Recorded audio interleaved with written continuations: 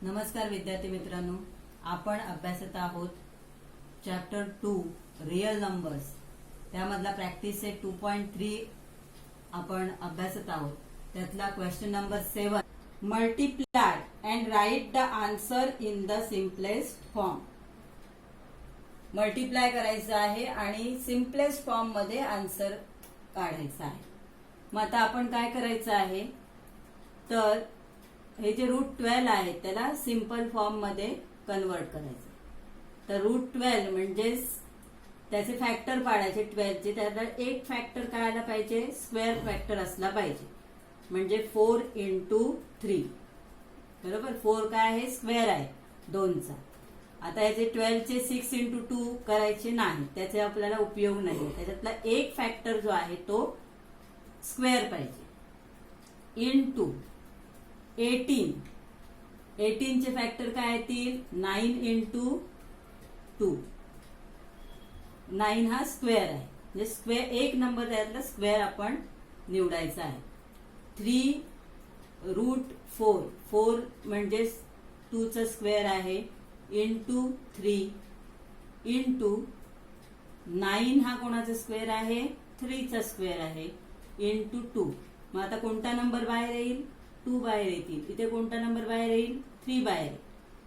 मग 3 ऑलरेडी आहे आणि हा 2 आला बरोबर. 32 लिहायचे नाही, 3 × 2 करायचे. रूट मध्ये काय राहील, फक्त 3 राहील. इथे 3 बाहेर आला, रूट मध्ये काय राहील, फक्त 2 राहतील. आता हे रूटच्या बाहेरच्या ज्या संख्या आहेत त्यांचं मल्टिप्लिकेशन करायचं. 3 × 2 × 3 आणि रूट मधले जे नंबर आहेत त्यांना एकत्र घेऊन त्यांचा मल्टिप्लिकेशन करा. 3 × 2. मग 3 × 2 किती झाले, 3 × 2 = 6 आणि 6 × 3 = 18.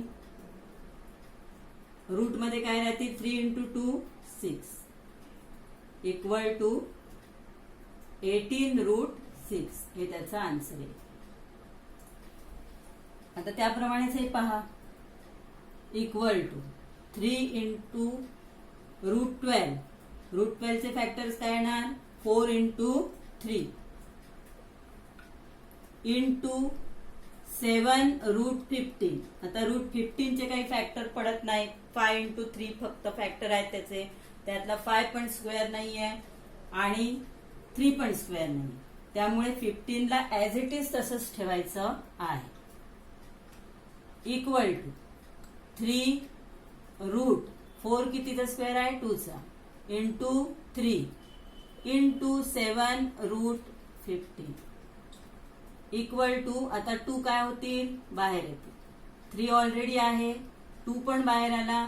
32 लिहायचे नाही, 3 × 2 लिहायचे, इंटू √3 म्हणजे रूट मध्ये फक्त 3 राहील, इंटू 7 √15. आता रूटच्या बाहेरच्या संख्या आहेत त्यांचं मल्टिप्लिकेशन वेगळं करा. 3 × 2 × 7, 3 × 2 × 7 एका ब्रॅकेटमध्ये घेतलं. आणि रूट मधले जे नंबर आहेत त्यांना एकाच रूट मध्ये, आता इथे 3 आहे आणि इथे 15 आहे, त्याला एकाच रूट साइन मध्ये घेऊन त्यांचं मल्टिप्लिकेशन करायचं आहे. मग 3 × 2 किती झाले, 3 × 2 = 6, 6 × 7 =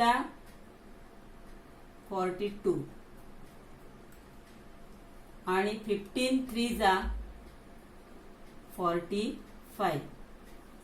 आता 45 चे फॅक्टर्स निघू शकतात. 9 × 5 42 ब्रॅकेट मध्ये 9 × 5. मग 9 कितीचा स्क्वेअर आहे, 3 चा. 42 × 3 √5. म्हणजेच ही स्टेप आपण अशी लिहू शकतो, 42 ब्रॅकेट मध्ये रूट मध्ये 3 चा स्क्वेअर इंटू 5. मग हा 3 काय होईल, बाहेर 42 × 3. मग 42 × 3, 3 × 2 = 6, 3 × 4 = 12 126 आणि रूट मध्ये राहिली ती 5. 126 रूट 5 असं आन्सर आपल्याला मिळेल. म्हणजे आपण मल्टिप्लिकेशन करताना काय करायचं आहे तर सिंपल फॉर्म मध्ये त्याला आणायचं आहे आणि मग रूटच्या बाहेरच्या संख्यांचं वेगळं मल्टिप्लिकेशन आणि रूट मधल्या संख्यांचं वेगळं मल्टिप्लिकेशन यांना एकत्रित मल्टिप्लाय करायचं आहे. आता तिसरा क्वेश्चन आहे 3 रूट 8 इंटू रूट 5. आता 3 इंटू रूट 8 म्हणजे 4 इंटू 2 इंटू रूट 5 चे काही फॅक्टर्स पडणार नाही कारण तो प्राईम नंबर आहे. 3 रूट मध्ये 4 म्हणजे कितीचा स्क्वेअर आहे 2 चा स्क्वेअर इंटू 2 इंटू रूट 5. आता बाहेर कोणता नंबर येईल 2 येईल. 3 into 2 root 2 into root 5. 3 into 2 किती होतील 6.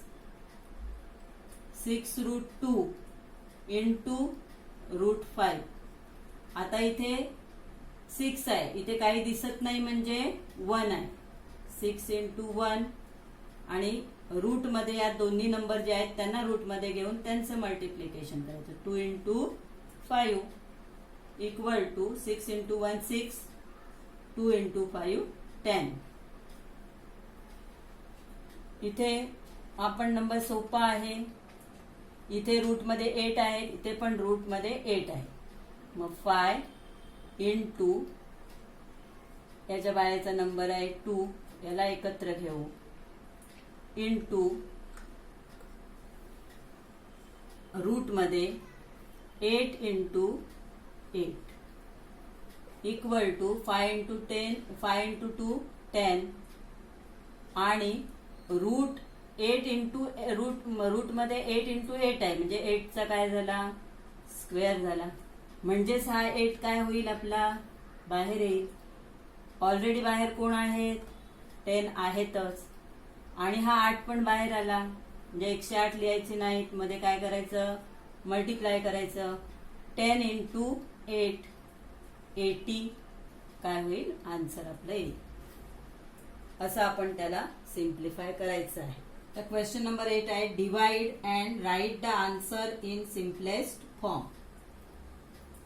आता डिवाइड करायचं आहे. Root 98 divided by root 2. पहिल्यांदा आपण याला न्यूमरेटर आणि डिनॉमिनेटर मध्ये घेणार आहोत.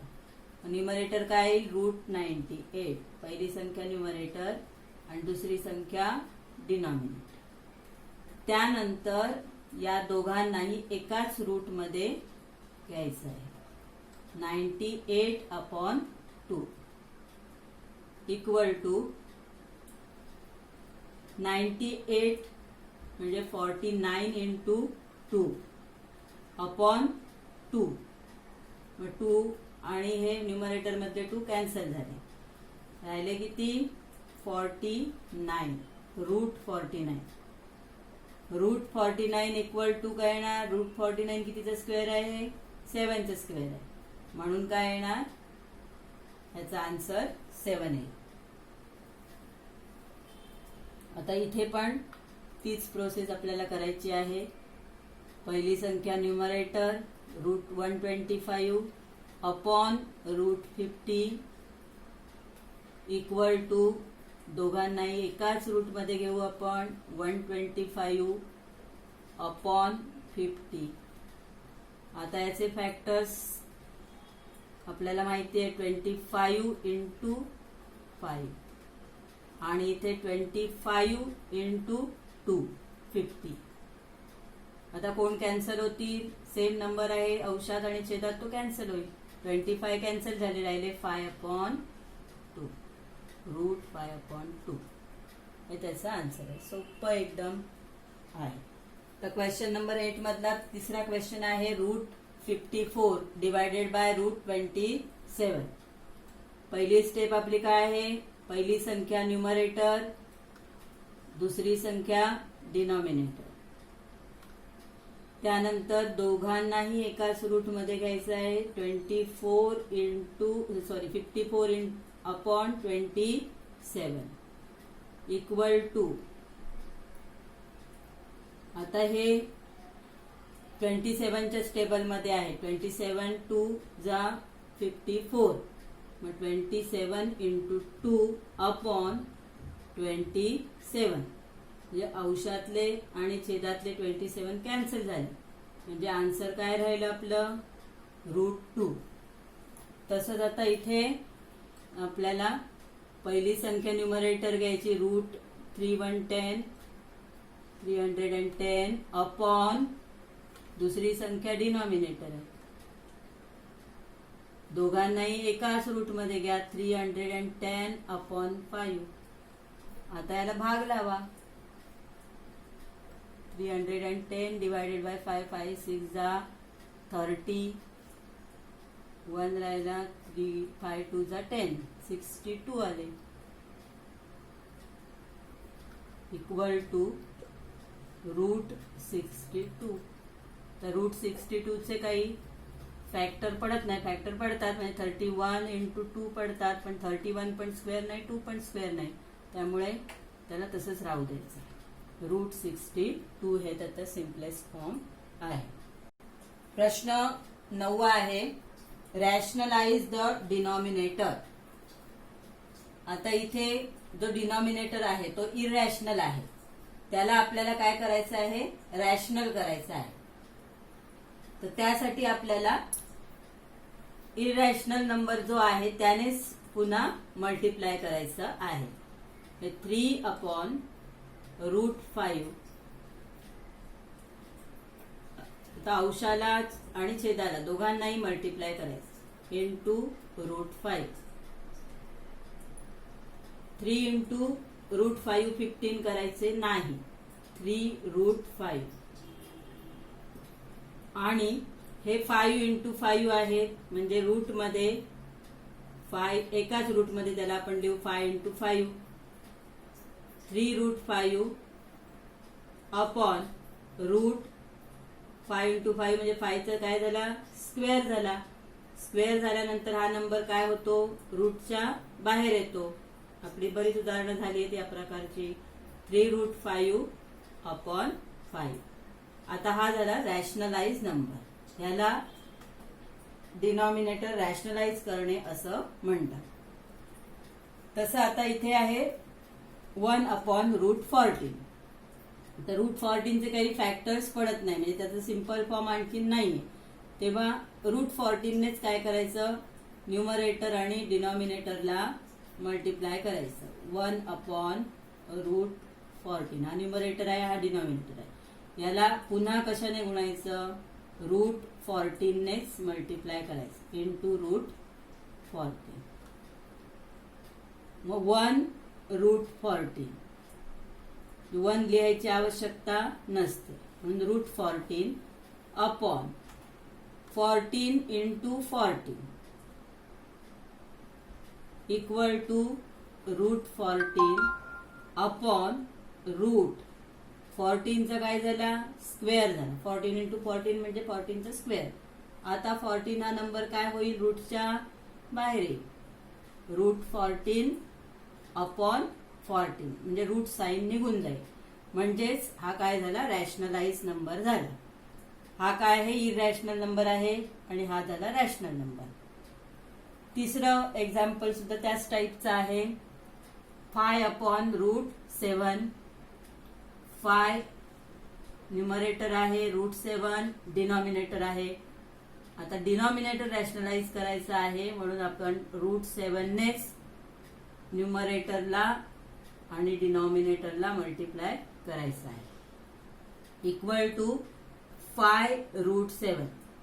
35 कोणीही लिहायचे नाही आहे, यांचं मल्टिप्लिकेशन होत नाही. √7 एकाच रूट मध्ये आपण घेऊ शकतो. 7 इंटू 7 इक्वल टू 5√7 अपॉन √7चा काय झाला, स्क्वेअर झाला, म्हणजे 7 बाहेर आला. 5√7 अपॉन 7. असं त्याचं उत्तर येऊ शकेल. त्याच्यातलंच आता चौथं आहे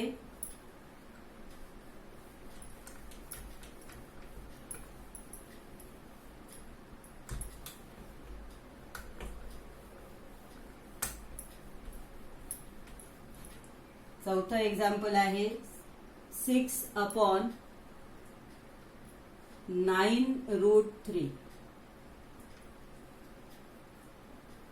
इक्वल टू न्यूमरेटर कोण आहे 6 आहे, डिनॉमिनेटर कोणता आहे 9√3.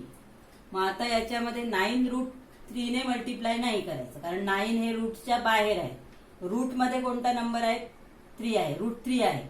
मग √3 नेच फक्त न्यूमरेटरला आणि डिनॉमिनेटरला मल्टिप्लाय करायचं आहे. 6 इंटू √3, 9√3 इंटू √3.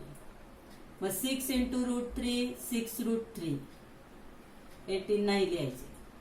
त्यानंतर 9 आणि याच्या बाहेर काही नाही म्हणजे 1 असतो. 9 इंटू 1 9 आणि √3 इंटू √3 एकाच रूट मध्ये त्यांना घेतले तर 3 इंटू 3 होतील. 6√3 अपॉन 9 इंटू √3 चा square equal to 6√3 upon 9 into हे √3 जे आहे ते साईड मधून बाहेर येतील. 3 1 जा 3, 3 2 जा 6 इक्वल टू 2√3 अपॉन 9. हे आन्सर येईल. आता याच्या पुढे त्याला काय होत नाहीये, भाग जाऊ शकत नाही. त्यामुळे आपण त्याला तसंच ठेवायचं. म्हणजे जो डिनॉमिनेटर काय होता इरॅशनल होता, 9√3 हा इरॅशनल नंबर आहे, तो काय झाला रॅशनल झाला. अशा पद्धतीने आपण त्याचं रॅशनलायझेशन करणार आहोत. आणि 5वं उदाहरण सुद्धा एकदम सोपं आहे. 11 अपॉन √3 आहे इक्वल टू 11 न्यूमरेटर आहे, √3 डिनॉमिनेटर आहे. आपण √3 ने, कारण √3 हा काय आहे इरॅशनल नंबर, या दोघांनीच √3 नेच न्यूमरेटरला आणि डिनॉमिनेटरला मल्टिप्लाय करायचं. 11√3 अपॉन या दोघांना एकाच रूट मध्ये घेऊ आपण 3 इंटू 3 इक्वल टू 11√3 अपॉन √3 चा स्क्वेअर. 3 इंटू 3 चा स्क्वेअर. मग 3 काय होतील रूटच्या बाहेर येतील म्हणजे रूटचं साईन निघून जाईल. 11√3 अपॉन 3 हा त्याचा रॅशनलाइज नंबर आहे. तर अशी सोपी उदाहरणं आहेत. जरा थोडंसं तुम्हाला सराव करावा लागेल आणि समजलं नाही तर पुन्हा व्हिडिओ पहा आणि सराव करत राहा, म्हणजे तुम्हाला उदाहरणंही जमत जातील.